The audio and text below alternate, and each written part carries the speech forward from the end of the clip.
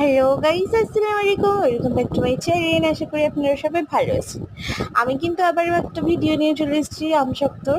তো পারফেক্ট আমশক্ত বানানোর রেসিপি আমি কিন্তু আগেই দিয়ে দিয়েছি। তো এখানে তাই ভাবলাম চলো তোমাদের সঙ্গে একটু শেয়ার করি।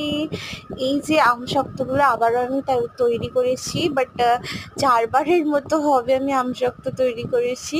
বাট খাচ্ছি খালি আর তৈরি দারুণ মজা লাগছে। আর আচার কিন্তু আমার করাই হয়নি, তবুও আমি চেষ্টা করেছি একটা পাকা আম হলেও আচার করে রাখার। তো সেই ভিডিওটা অবশ্যই আমি তোমাদের সঙ্গে শেয়ার করব। তো তার আগে চলো তোমাদের একটু আমশক্তগুলো দেখিয়ে দিই।